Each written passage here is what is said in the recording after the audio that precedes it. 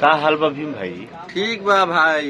ए video बनेनी तो कुछ पैसा वैसा मिलल है कि ना तारा?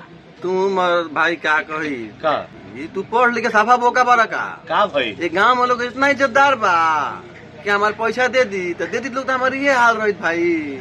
आ वही बेरा भाई एगो बात जानल हो अरे 5 बजे भोर में 2 नोटिया फोन कैला सो आ कहता से भीम चाचा प्रणाम। अच्छा तो खुश हो गए लोग? हम बड़ी खुश भइनी हो। हम लोग प्रणाम करता। हमरो को लोग प्रणाम करता है भीमवा के। का हो बबुआ आ तो हमनी बाहर आ गनी सो बाहर तब का कहता सो आ तो हमरा मेहरारू के मोबाइल पर रिचार्ज करे के मौगी भाग गई आ ता रिचार्जवा के पैसा बा आ ई पैसा बा दोनों एक बार दे देती कह दी तो कैसन बात रहलो बताबो नतिया कैसन पाना सो गुटका खा के कोने महाराज आ तब कहता मौगी भाग गई कह रिचार्ज। अब बताओ ना भाई अब दोनों पैसा पहुंच जाए? अब दोनों पैसा पहुंच जाये।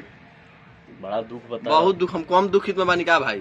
तार दुख देख के हमरा एगो दुकान खोले के मन बड़ी दुखित में बानी भाई हम। अब हम का करे सारा रे खाली हो गइल।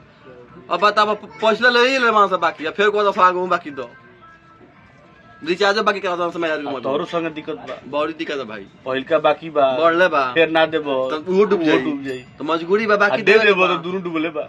डूबले बा भाई का करी भाई।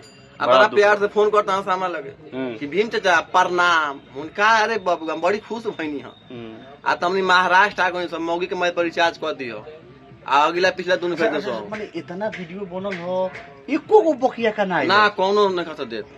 ए भाई ई गलत बात। अब तो हम मन तो कहता कि जहर खा के मर जाए। ई गलत बात भाई। वीडियो हमनी मजाक में नहीं बनाओ हम जहर खा के मर दे दो लोगन। हमर 2 गो यार हां के भाई गांव में दुकान चलावेले सन यार तो ढेर लेकिन 2 दुकान चलावेले सन। एगो ते हां एगो अल्पन गौरव बाबा गौरव हां अने एगो भीमावा दोनों हमार यार परेशान बारे सन बकिया काला लोग से। अब भाई हम तो जहर खा ले ना दिलो तो ना जहर मत खो हम ना माने मत हम भाई जहर खा ले ना दिलो पैसा तनी विचार करो लोगन एंगा मत करो लोगन। अब बताओ आ खाता 994 तो कहता 54 आ प्रणामो करता सो प्रणाम मत तो ये गरियावत रह ना। हां प्रणाम गाड़ी लगता गाड़ी का कहीं भाई हम बहुत तंग बानी।